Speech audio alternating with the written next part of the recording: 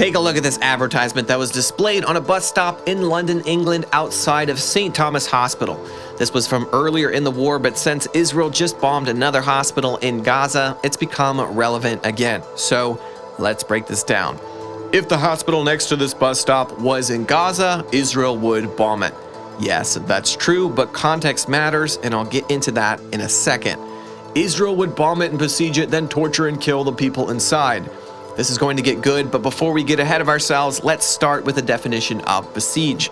Google says the definition of besiege is to surround a place with armed forces in order to capture it or force its surrender or lay siege to. So yeah, Israel would besiege it, but only if one condition was met. And you probably know where I'm going with this. Torture and kill the people inside. So here's the first full-out lie. Israel does not torture people. Hamas does. That is what we saw on October 7th. Now, as for killing the people inside, well, again, that depends on who is inside.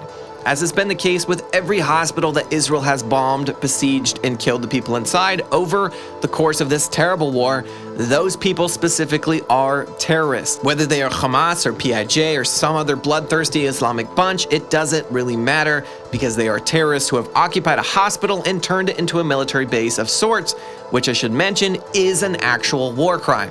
That's right, directing your terrorist organization from a hospital is considered a war crime, and the act of doing so causes the hospital to become a legitimate target, which means even though this not-so-cute billboard is trying to paint Israel as the bad guy, it is in fact Hamas and their friends who are causing all the pain and suffering in Gaza, not Israel. So let's make a few quick modifications to this sign.